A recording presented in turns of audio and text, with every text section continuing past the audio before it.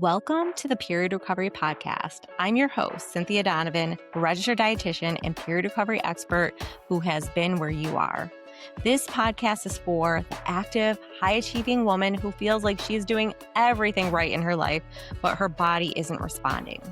Whether you've just discovered you have hypothalamic amenorrhea or you feel like you've already tried it all in regards to getting your period back and restoring your fertility, or you're on your journey to become a mom, you're in the right place. Here, we go beyond just getting your period back. We talk about fueling your body, regulating your nervous system, redefining your relationship with food and exercise, and stepping into the version of you that feels strong, feminine, and fully you. This is your safe space for honest conversations, expert guidance, and the deeper work that creates lasting change. So you can take the stress and the guess out, restore and keep your period and your fertility and your connection to yourself. Get ready to be inspired, get ready to feel seen, and finally get your period and life back. Let's go. I am so excited to share with you today's episode. But before we dive in to talk to who I like to fangirl over, Dr. Gaudiani, I just want to share a little bit of an intro into what we're going to be talking about today. And there was a time in my life, I remember the exact moment when something was wrong. My period didn't come back after coming off the pill. My body felt off, but in my mind, I was doing everything right. I was eating healthy, training hard, staying disciplined. I mean, people at the gym and my coworkers are like, oh my gosh, Cynthia, like, how do you do what you do? It's so hard for me. Like, I only wish I could do these things. And yeah, something still wasn't working. I didn't have a period and I knew I couldn't become a mom. And at the time, I didn't think it was that bad. I didn't look like somebody who was struggling, right? Because everyone was like, oh my gosh, Cynthia, look at you. And I definitely didn't think I was sick enough. But what I've learned, both through my own journey and working with hundreds of women across the world, is that this is exactly where so many disciplined, high achieving, like on top of your game women get it wrong. Maybe because they're told it's no big deal, or maybe they're just told to eat more and then it doesn't work, or maybe they're just deep down inside fearing something more. So today's conversation, I'm bringing in the amazing author, she's world-renowned eating disorder, Dr. Jennifer Gaudiani. And she knows her eating disorder medicine. And although today's interview is not going to be about eating disorders, we are going to talk about the medical complications in regards to a missing period. And her second version of her book, or her second edition, is out. And I have not read it yet, but after our interview, I am digging into it. And what we're going to dive into today with Dr. G is that how do you actually know your body is in a compromised state, even if you don't look like it? What is really happening when your period goes missing? And why do so many women delay getting help until their body forces it to pay attention?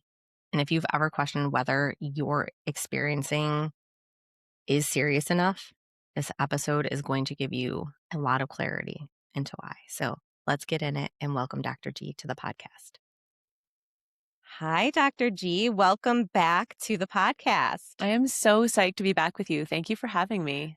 Yes. Well, thank you for taking the time out of your very busy, I'm sure, schedule to come on the podcast and just help us just spread more awareness to those out there that are struggling and in need. Absolutely. And I was looking back before we hopped on the podcast today, and I'm like, well, when was Dr. G last on the podcast? It was 3 years ago. I cannot believe that. 3 years. So, and since then, you have wrote a second edition of your book, Sick Enough. I have. I published the second edition in November of 2025, and earlier in 2026, the audiobook just came out, which I got to record this time, which was so fun. And the new book has a little tagline difference. The new book is Sick Enough, a guide to the medical complications of eating disorders and undernutrition. because I think there's a Mm, lot of people for whom the physiology and even the psychology are really relevant, but they don't necessarily think of themselves, and they may not indeed have an eating disorder. So mm. I'm hoping to be even more inclusive with this new one. Amazing. And leading into that, that was my first thing that I wrote down to start speaking about is most of the women that I support and I see, they don't think they are sick enough because they are just following what I guess society says, what they've been taught by maybe parents or school, whatever it may be. And then now they're faced with a missing period and the inability to become a mom. So I was wondering if you would share a little bit more with us what sick enough like means medically to the woman out there that is really just trying to do what she thinks is the healthiest thing for her Absolutely. body. I love the name Sick Enough, not surprisingly, because I think it means different things to different people. I Mm, think when you're talking to a group of folks who have eating disorders, part of the psychopathology of the different thoughts in someone with an eating disorder is I am not sick enough to warrant anyone's concern, to change what I'm doing, or to take up more space. And that's true for people of any body size or shape. Um, and so I think that that's almost universal in people who have eating disorder diagnoses. That said, what you're talking about, where you've got these wonderful listeners who are just, doing what everybody else seems to be doing. They're certainly doing what everyone on their social media feed is doing. They may be mm, doing what everyone else on their team, workplace, block, friend group is doing. And yet they seem to have had something go wrong, which is the absence or the irregularity of their periods. And so I think a lot of them would be like, I'm not even sick. How can you even say that? I'm literally like everyone's example of glowing health, and I yeah. don't have an eating disorder. So, like, what's the big deal? And the answer is we need to tune in and look at what each of our unique bodies shows and responds to in terms of how we take care of it. So, the example that I'll always give is that you might have a 90-year-old who at his 90th birthday party is like, it was the whiskey that let me get this old, Yeah. cheers. Yeah. Um, and then you might have somebody who at age 30 has maybe been drinking heavily for 5 years and suddenly has liver failure and needs a transplant. And you're like, well, what's the difference there? If both of them may have had similar drinking patterns, the difference is genetic susceptibility to what we expose our bodies to. And there is a super bell curve of responses. So, one of your listeners might be like, I follow basically the same dietary counsel and I do the same amount of exercise and get about the same amount of sleep and have about the same amount of stress as all the other people I know, but they all have their periods and they're getting pregnant and I don't. And the answer is not like, see no evil, hear no evil, speak no evil, let's ignore it. The answer is, oh, my body isn't okay with what I'm doing. Theirs might be, and that might feel a little unfair, but nobody ever promised life was fair, unfortunately. And the truth is Yeah. that if you look at your own body and your energy is down, your cognitive sharpness is down, your period is irregular, you feel kind of chilly all the time, you're not really rehabbing a minor injury as well, you're not performing athletically as well, you might be like, I literally haven't changed anything. And I don't have an eating disorder. I'm just eating fill in the blank, clean, low carb, whatever it might be.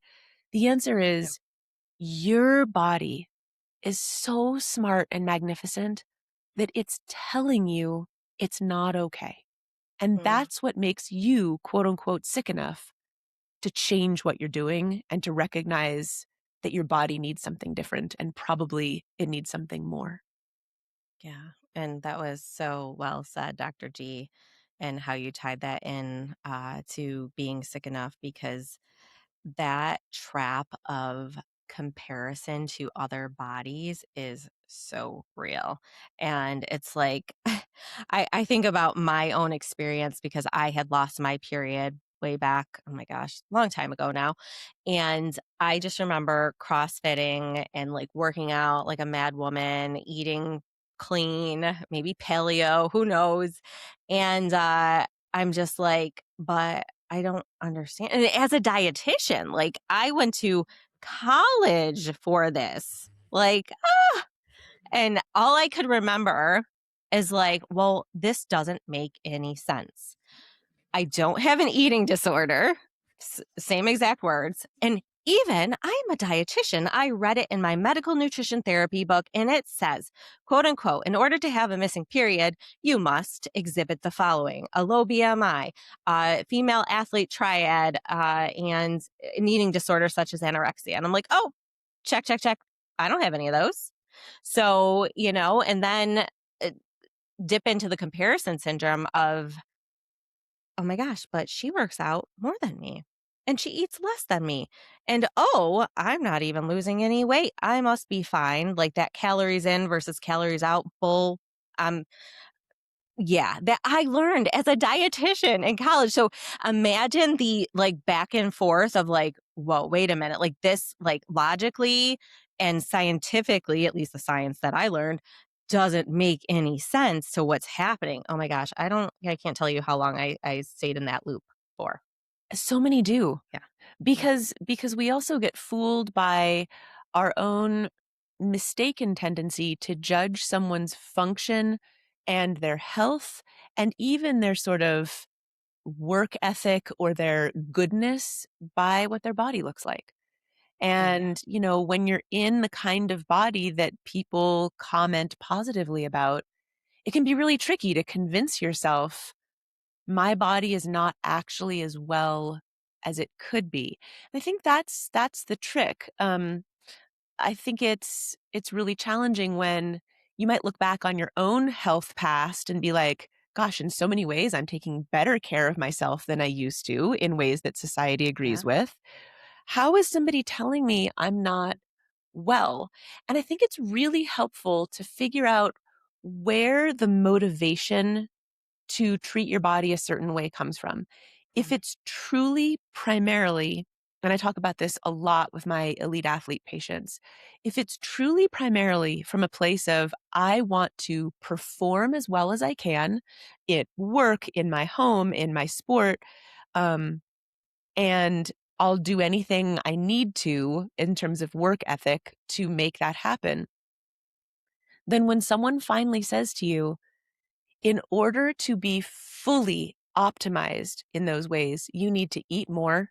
That might be eat more calories. It might be eat more carbs. It might be eat more fat. Who knows what it is? But a great dietitian is going to tell you, here's what you actually need to do in order to optimize your body. You might need to rest more.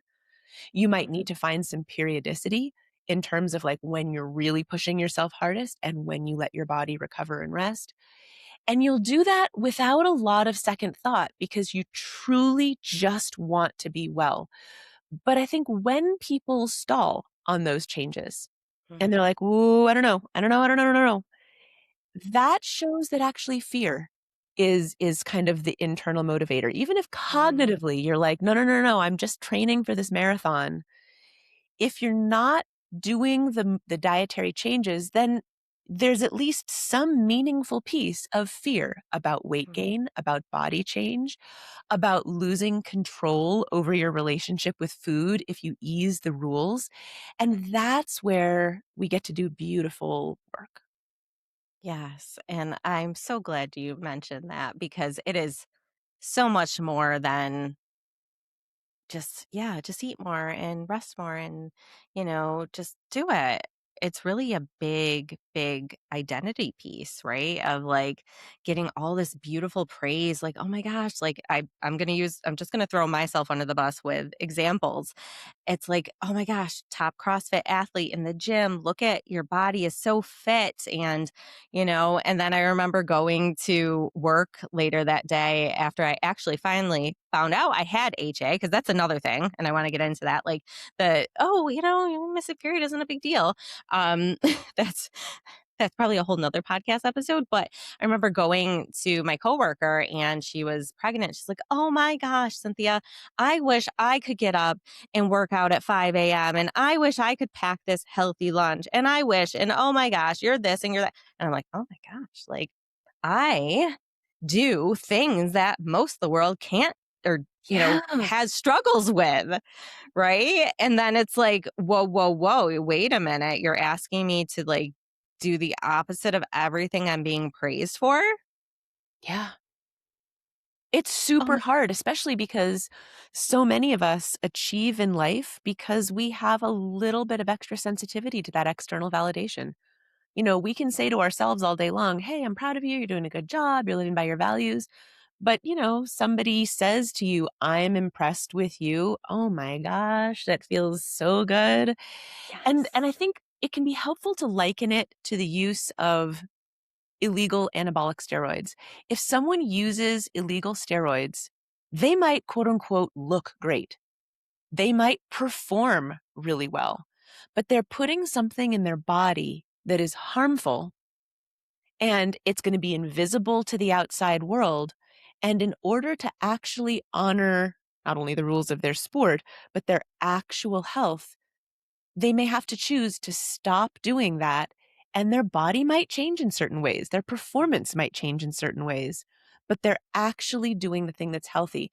That's how giving up REDS, relative energy deficiency of sport, Mhm. that's how giving up some of that undernutrition and overworking out may be similar.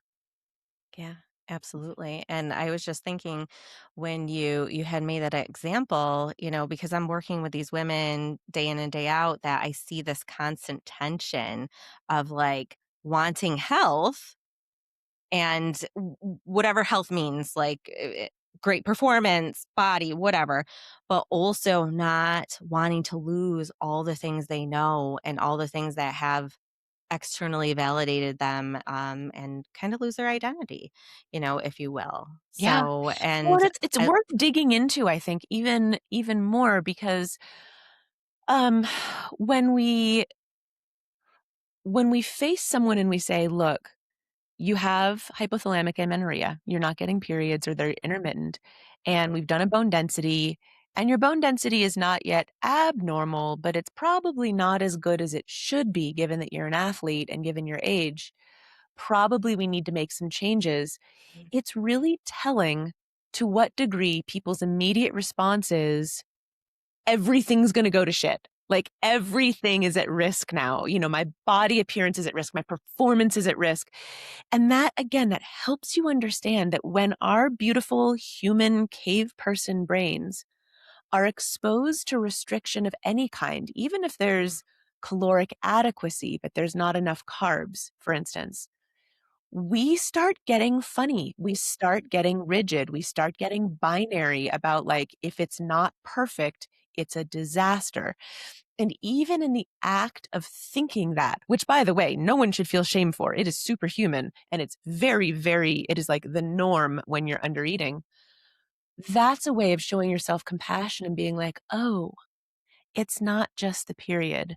The way that I'm thinking about things has changed because in reality, adding more carbs or adding more calories, it might just bump your metabolism back up to where it wants to be and improve your recovery from workouts and decrease mm, your risk of injury and improve your recovery from injuries. It might not change your body. It might change your body also. And mhm, that is actually, it's okay. It's yeah, necessary. It's one of those things you can sort of grieve a little bit, but then be like, mm, all right, now wait.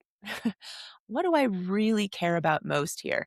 So the mm, key is that when that all or nothing thinking starts showing up, that's actually another invisible symptom of inadequate nutrition.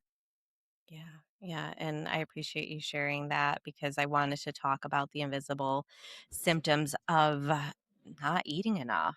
And because I think it's just so like that particular mention that you just said. It's like, oh, well, that's just me. That's who I am. Like, that's how I react to things.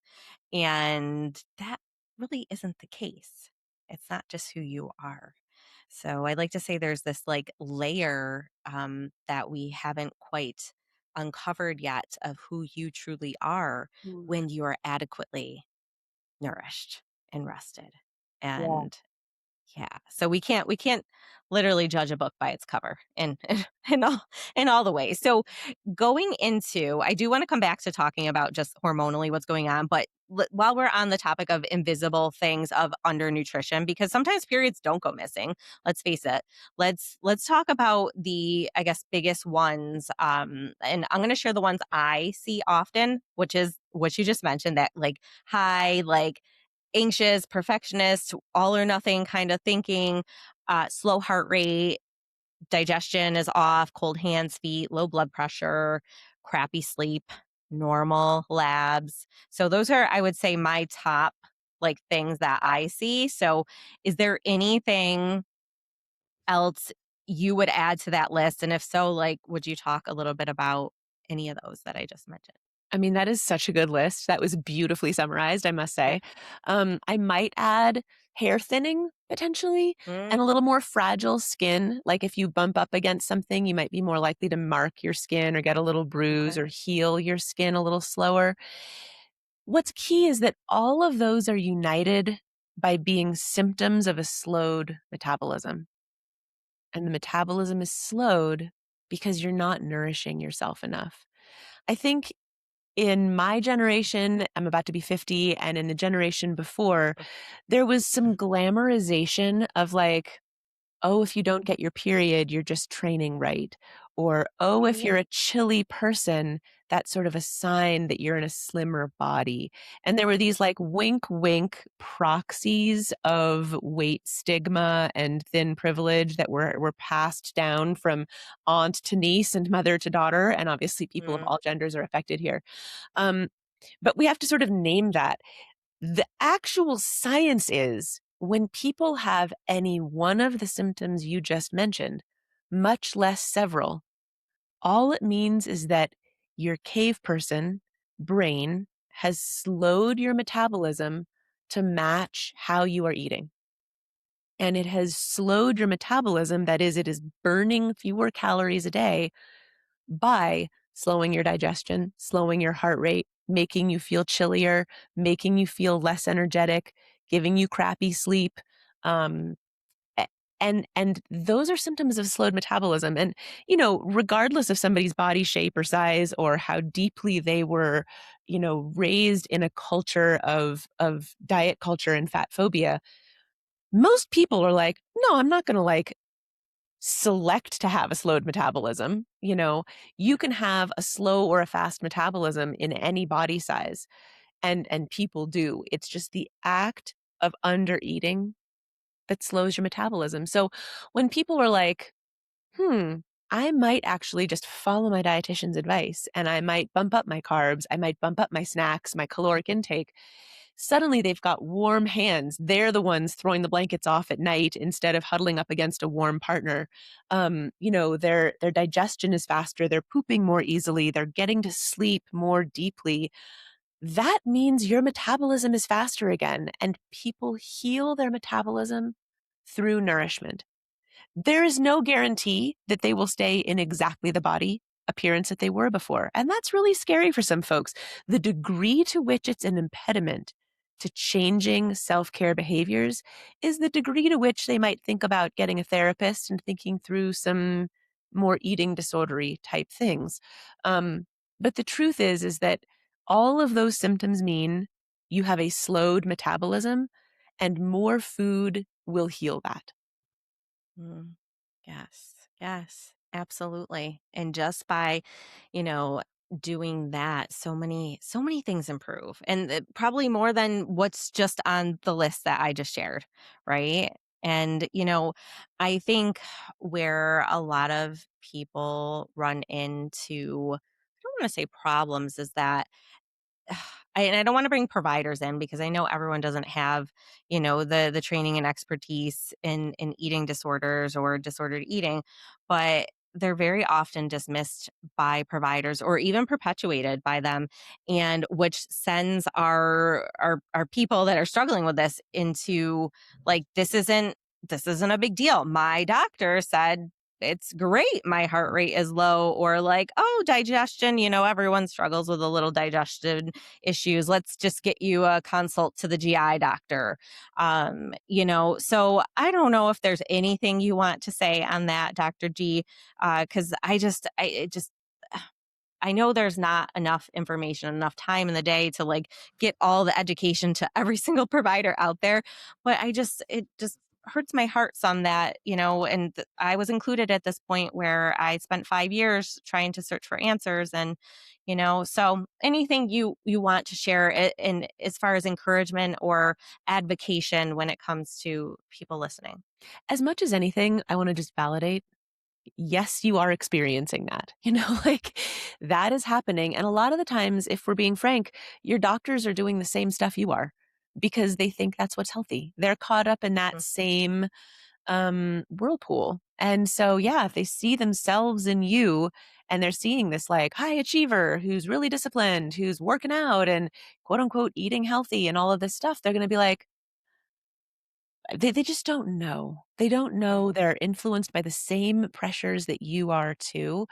Um, but that's compounded by the fact that doctors and medical providers, I very much warmly include nurse practitioners and physician assistants, et cetera, they're not taught starvation medicine. And I don't know so many things in medicine. I'm so grateful that there are specialists. What I really, really know is eating disorder medicine. And so sometimes what I'll recommend, let's say that someone has an opportunity to switch primary care providers. Some people don't because of geography or insurance. I totally get it. But if you can find in-network primary care office that has a nurse practitioner or a physician assistant in particular.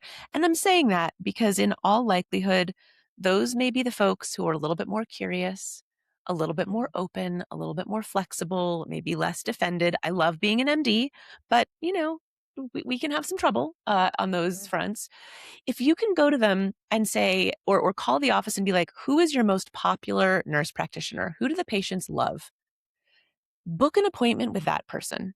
And like, love I'm not that. trying to be self serving, but you can bring in sick enough too and be like, hi, I'm so psyched to be your new patient. This is challenging for me, but here's this chapter on athletes and undernutrition in this book. Would you be willing to read it? And could we work together to figure this out? Because you don't have to be an expert, but I need some support. And the very, very best thing they could do is find an eating disorder knowledgeable dietitian who's not Mhm, involved in diet culture. And that person can really, really give them the nitty gritties, as well as knowing what some of the thought patterns might be to help mhm. validate and diffuse those. I love that language, Dr. G.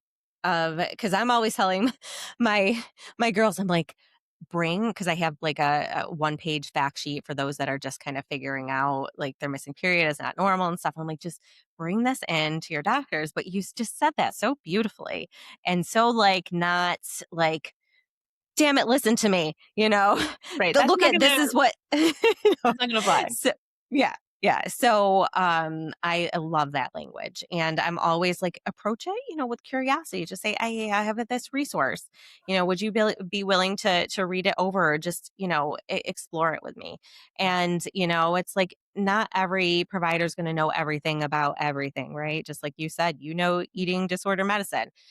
I know period recovery, nutrition, and, metabolism and, eating disorder stuff, but diabetes, like that's just not my wheelhouse. So, giving grace to, and I think, finding a provider that's going to be open to exploring, with you, or at least being able to refer out to one that could Yeah, support providers who you. are psyched about that, in the midst of their busy lives and a system that's not set up to maybe treat them Yep. best. If you have a Hmm. provider who's like, yeah, I don't know anything about this, but I'd love to learn. Like that is Yes. one of the best signs you can possibly find. I'm so lucky in so many ways in my practice and love what I do so much. And I'm in a place where when my patients are like, Dr. G, please read this article. I'll be like, "Oh my gosh, I did not know about this. Thank you." Or, "Dr. G, my psychiatrist looked at this and was concerned about this interaction or this side effect. Thank you so much. I didn't know." Hmm. I think to hear a provider say, "I didn't know that. Thank you so much for sharing it. Let me see how I can incorporate it." it goes against, like, as a provider, I feel the little sort of squeak in my heart when I Yeah. even say it, because it feels like, um, imposter syndrome. It feels like, "Oh my Mm, gosh, if I'm not perfect, then I'm gonna be unworthy of doing this job." We all have pieces of that in us, but the truth is that when you found a provider who's done their own work, they will be able to say, I didn't know that. I'm interested in that. Sorry if necessary. Let's move forward together. yeah. Yeah, absolutely. Yes, that is so lovely. And may more providers do the work and be open to that as time goes on in our world of medicine and our history of medicine. So thank you so much for sharing that. So, Dr. G, I want to just kind of get in a little bit into the nitty gritty of what is happening hormonally when it comes to a person who loses their period. And I know we talked about a little bit of genetic variability. Some women lose their periods and others don't. If you want to include that in there, because I am seeing more and more in my practice that it's not just a missing period. Like there's what I like to call as a spectrum, if you will, of HA, where it's like, okay, maybe your period doesn't just go like missing one day, like, oops, there goes the period. Usually it's happens over time. But since we, at least people with uterus and that are menstruating have not really been taught like somewhere along the lines of powder cycle, we have no idea. I mean, I didn't even know what ovulation was until I was like, all right, I'm ready to have babies now. So there's also that layer of I don't want to say lack of education, but like knowledge base. The Well, knowledge there's a base lack just of isn't there for education. us. I completely agree with that. Yeah, so I mean, let's look at, like, on a very basic level, the story is that our cave person brain, and for those who don't know, I use the phrase cave person brain to just refer to the parts of our brains that manage processes like operating systems unconsciously in the background of our bodies to manage living in the world. And our cave person brains evolved through millennia to be the most protective, loving operating systems they could possibly be. And our ancestors evolved during a time of want, not plenty, with regards to food. And so the cave person brain is profoundly interested in, have you gotten enough to eat? Will you tomorrow? Did you yesterday? And how can I shift how your body works physically and how your mind works to optimize your chance of surviving it if you didn't get quite enough? So that is a part of our brain that is as beautifully tuned as the parts that drive us to take another breath. We cannot Mm, hack them. We cannot like fool them. And so, this is like absolutely central to human existence. And so when that cave person brain senses that there's not enough nutrition coming in, especially with regards to what your body is asking itself to put out athletically or just in terms of stress or living in your life, it goes at some point, and we'll talk about genetic variability.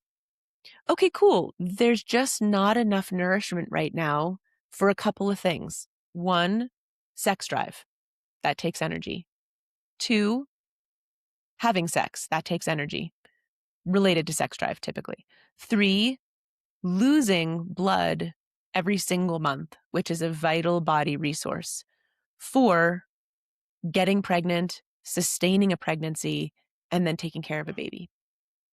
And so the body just goes, the cave person brain goes, I got you. We're going to shut down your hypothalamus, which is the part of the brain that talks to our ovaries and says, hey, make some estrogen. And we're going to say, ease it back. Ease it back. Again, some people will have lighter periods, shorter periods. Some will miss one here or there. Some will just flat out stop having periods. That's also genetic variability.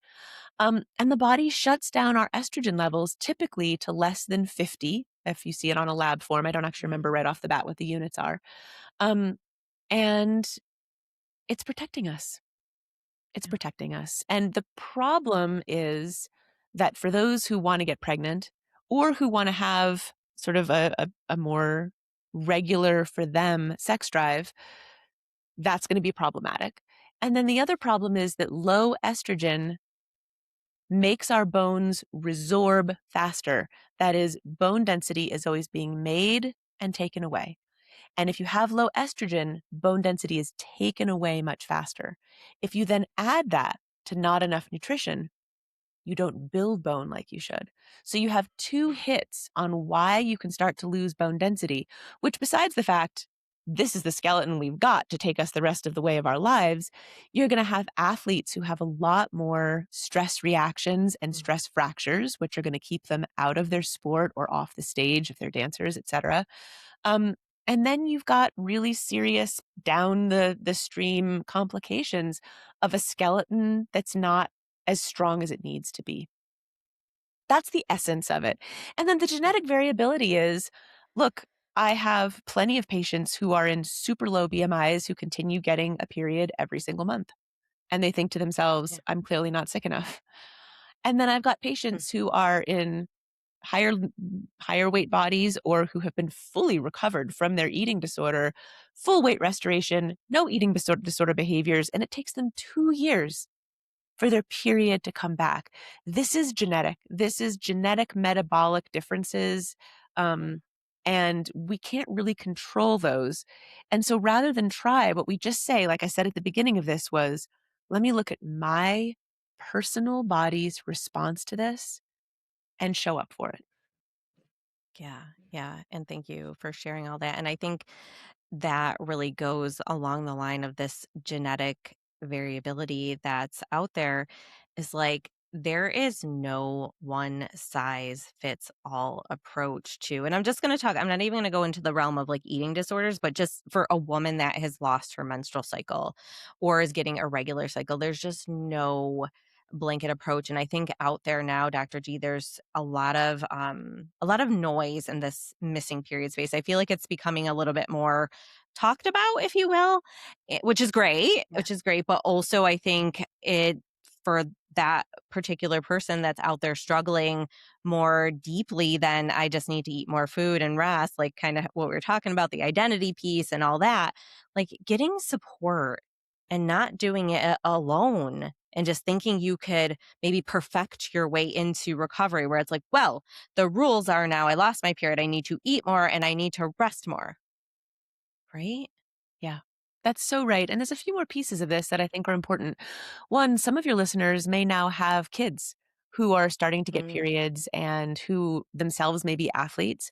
And I think it's really important that we break the generational chain of poor yes. education on this and talk super openly with our kids, including while their brothers are present, including while their dads may be present, so that this is not a taboo topic. Periods Mm, are part of bodies. And that's not going to go for every single family. I get it. I'm not trying to impose culture. But I do think that everyone is benefited when periods and period health are just talked about matter of factly yep. and where, because we want the boys and the men to be aware as well. They are going to be part of our lives. Mm, And so to make sure your kid, once she gets a period, knows with age appropriate language, hey, this is a beautiful thing that you're getting a period. It might mm, not be fun. It might be really uncomfortable. There might be mood mm, stuff with it. I get that it's not awesome all the time. But physiologically, this is really, really mm, awesome. And because you're an athlete, we're going to watch to make sure that you're nourishing yourself enough and resting enough so that you keep getting your period. And I have people that I counsel who might say, Dr. G, my 15-year-old who is really serious about field hockey lost her period, but I'm a little bit nervous to say she should eat more because her body is normal and I don't mm, want her to gain weight or she doesn't want to gain weight or the coach has said whatever about weight. yep. Um, and I think that's a real opportunity to slow down the conversation and be like, Mm, A, I validate. You live in the world. I understand how you would have that instinct. yep. B, if your child doesn't have her period, every month she's at risk for bone density Mm, loss during a stretch where between 12 and 20 is when young women lay down their skeletal mass. After that, it's that sort of add a little, take away a little for the mhm, rest of their lives. So if she's going to go through 6 months where that's awry, that could really have downstream impacts Yeah. for her.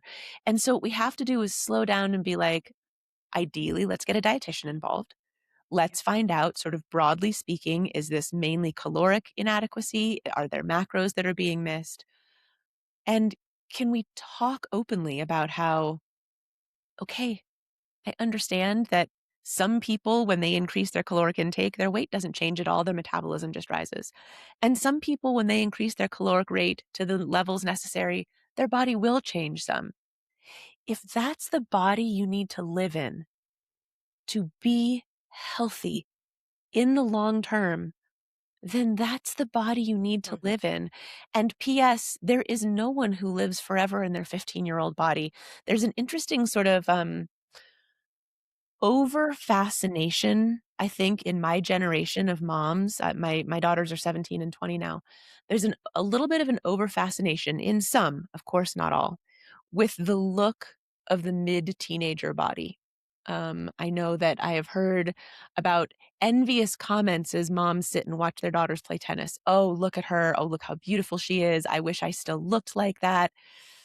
Let's be really careful, Mm. mamas, because that is an older child's body. She may have some aspects of womanhood to her, but that is an older child's body, and women do not live in older children's bodies. The fact that No. that is considered to be an aesthetic goal is not healthy. So No. let's, as we think about comments we might make or thoughts that we might have, the truth is that your daughters are going to keep gaining weight throughout their teens and into their 20s because that's what it takes to get into a well adult body that does the things that well adults like to do. Yeah. Yeah, I'm so glad you brought that up because, my kid, well, I have two little boys, but just because they're boys doesn't mean they're protected from that, right? And, just to think, I feel like I recently heard a comment of a friend of mine that was like, "Oh my gosh, look at these girls. Like, look, I would just kill to," and I'm like, I kind of at this point, depending who it is, I either will add some things in or I won't. But it's, my bottom line is, just need to be careful about talking about other people's bodies, period. Like, no Period. matter what, That's you exactly right. know? So yeah, but I could see that being quite the thing for, I mean, I'm 40, so, around the same age era, and yeah, no, we don't need that. Yeah, I Absolutely think that also not. ties into those who are in perimenopause, menopause, being cautious about the body comments you make about yourself around your Mm, children. It's really, really common in women my age to bemoan this or that or sort of acknowledge that there's changes. And again, it's not like we want to have that be a taboo subject. But when we're talking around our children, I do think that we owe them the opportunity to hear about the lifespan of a woman in a different way than we heard yeah. about it. And that they Yes. don't have a sense of dread at age 13 that they're for sure going to get stretch marks as they go through adolescence, or that as they go to college, they will continue to gain weight, not because it's a pathologic freshman 20, but because women's bodies continue to develop and to gain as we get into our early 20s, or that as we get into our 40s and 50s, our Mhm. bodies change. Like, share it with your friend if you need to sort of process, share it with your Yeah. therapist, but don't have this like, "You're so lucky, shit's gonna go bad in just a few years, and Yeah. you'd better really Just appreciate you it wait. now." Yeah, that's just not healthy for them, and if you've said it before, you are a human in the world, you can Mm, actually go back to your kid and be like, "You know what? I did something that I'm not super psyched about. And I just wanna, like, acknowledge that and say, I know that I've been kind of talking negatively about my body. I realize that's probably not best for me, and it's mm, probably not best for you. I'm gonna stop doing that because I really have a sense of appreciation for my body that's taken me this yeah. distance, that's let me do the things that I've done in life, and it's all imperfect, but I can live with gratitude, and I want you to feel psyched and hopeful as you enter adulthood as well and not feel the sense of worry that I grew up feeling. I mean, Yeah. every teenager loves a parental apology. It, yes. I don't have teens yet, but I could totally I mean, my parents never apologized to me, and I think about how much I come back to my kids, and I'm like, I'm really mommy's really sorry that X, Y, and Z happened." And, yeah, I could imagine being a teenager. I'd be like, "Yeah. Yeah, absolutely." And I can't tell you, Dr. G, how many of the women that I work with that are like, "My mom had an eating disorder. My mom this, my mom," and but they're out there doing the freaking work and they're healing They sure are. despite. Yes. It's amazing. It's amazing because I think a lot of times we look to our parents or our caregivers, of being like they know, like, but do they really? Yeah. Um We might know so better. We might know better. Yes, yes, we might. And I guess isn't that the hope that we want our children to know a little bit more and do a little bit better than we have in terms of just overall health, whether it's mental health, physical health, and so forth. That's it. The last Right. chapter of Sick Enough, both 1 and 2, I definitely upped it and revised it, and 2 talks about the ways that we can talk to our children about these things. And I very Mm, much asked my younger daughter, because my big girl was off at college already, like, what are some of the things that you would like parents to know? And so it includes her wisdom and the things she's heard from friends and in her social group and stuff. So I think that it's helpful to think about that because it's a joy to do things better. It's not always easy, but it is a gift to try to do things better and inculcate the next generation with a stronger, healthier, more balanced, less fearful perspective on bodies and on yes, food. absolutely. I was talking to a woman today that had lost her period. She got her period back herself by the what I like to call is the all-in method. She Yes. she had 3 pregnancies, and now she's like, that kind of all or nothing approach is not working. I still have tendencies and so forth. And she's like, I want to set an example for my kids. Mm. And I'm like, yes, Mm. yes, So yes, and be joyful. my healthiest self. Yeah. And she knows that what she pours into herself is just going to pour into others, and heal relationships and be a model for her children and so many other things, which was so beautiful. I love hearing that. And for this journey of myself losing my period, I am so grateful because it was a sign that, well, I don't want to say I ignored for a while, Dr. G, but I was on the pill, which we know, masks, you know, the whole menstrual regularity. And quite honest, when I came off, I'm like, searching, searching, searching. And then when I found out what I had to do, I'm like, oh my God, my world is over. Like my world has ended. But it really hadn't. That world that I was existing in was no longer serving me Oh, and wasn't going to serve me in the fact that not only to become a mom, but to become a better version of the woman that I was put on this earth to be. mm. And for that, I'm not saying I'm thankful for period loss because there are health implications that come forth, but if I didn't go through that, I wouldn't be able to pass, this thing that we do is called life that is not easy. I like to say it's like you remove a layer off you when you start to heal from body image, disordered eating, all the things. But ultimately, like now my kids, like they won't ever hear any of that. And, they will hear me say, we don't talk about people's bodies. That's a big topic that has come up where, oh, this one's this or that. We don't talk about people's bodies. I don't care if it's a haircut, if it's clothes, if it's, it's just not a nice thing to do. Yeah. So yeah, so that I am grateful. And I think a lot of those out there that are in the depths of feeling like they're struggling and they'll never get out of this, is that, easier said than done, of course, right?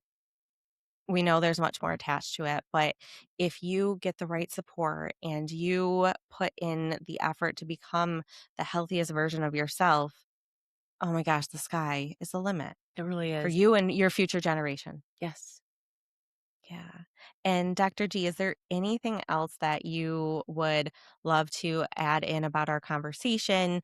Or if you want to tell us more about the book and where people can find you, whatever words you want to leave us with? Oh, that's I would so love nice. that. Yeah, I would love to say about the book. So, I wrote the first edition of Sick Enough when I was a year and a half into this clinic. It was 7 or 8 years ago, and I realized all of this time and all of this learning had gone by, and I just had learned so much more from my patients, their families, from clinicians that I felt like I needed to do a completely updated edition. So, the new edition has got multiple new chapters in it where I'm talking about mast cell activation syndrome and postural orthostatic tachycardia syndrome, POTS.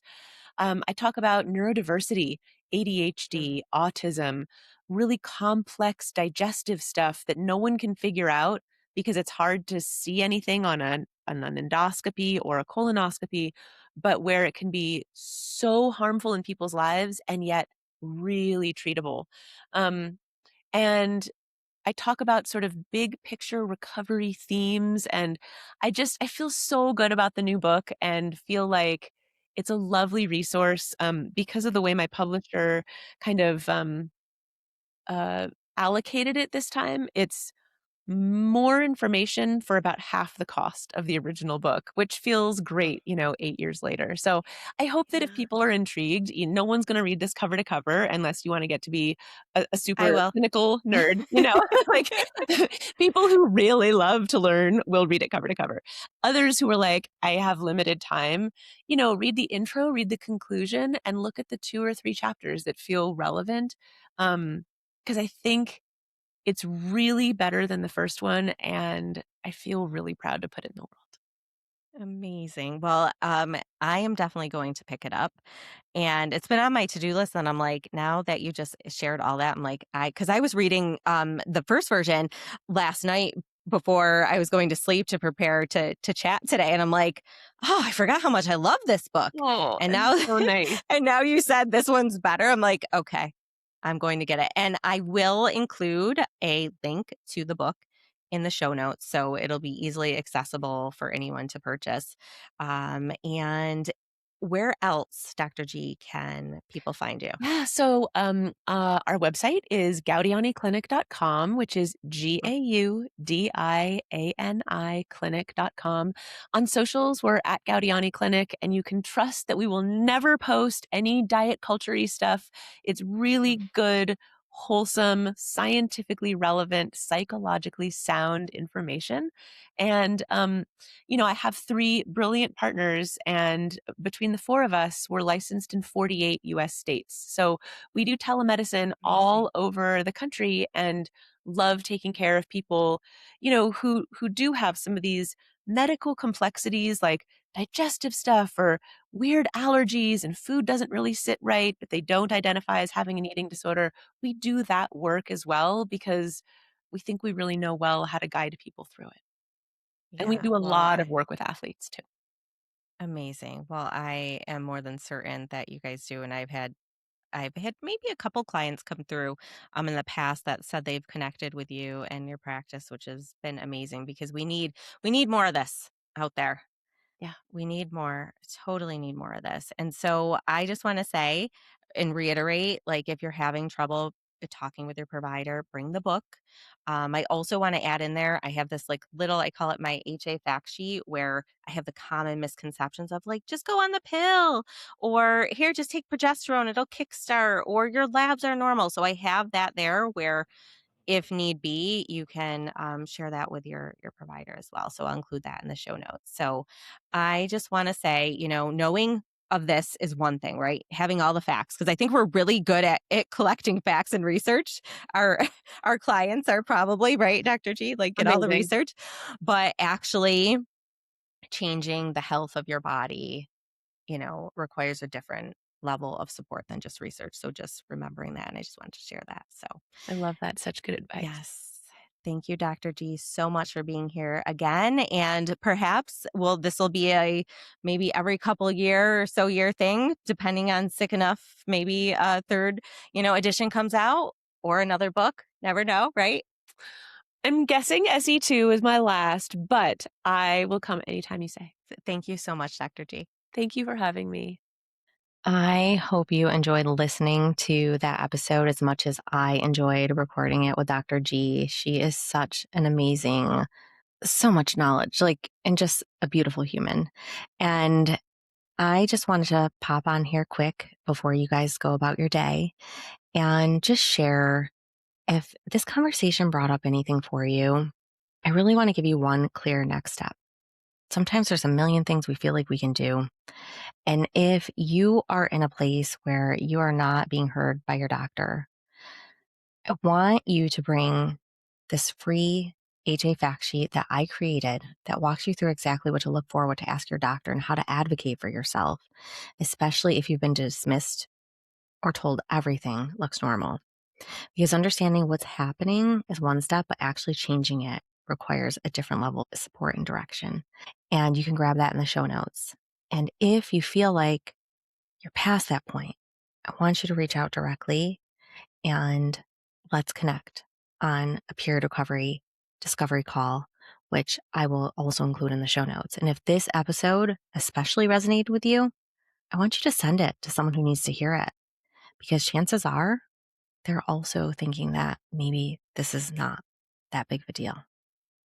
I'll see you in the next episode. To all the amazing women out there, I hope you enjoyed this episode. Take a moment to reflect on what resonated and how you can start applying it to your own recovery journey.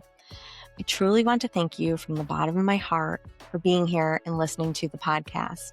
I know there are so many podcasts and resources out there, and it means the world to me that you're choosing to spend this time with me. If you're looking for more support on your recovery journey, visit my website, periodnutritionist.com. And if this episode supported you, it would mean the world to me, again, if you just subscribed, left a review, or shared it with another woman who needs to hear this. The more we talk about missing periods, infertility, the more women we could support. Are you ready to get your period back and step into the woman you were meant to be? I'll see you in 2 weeks.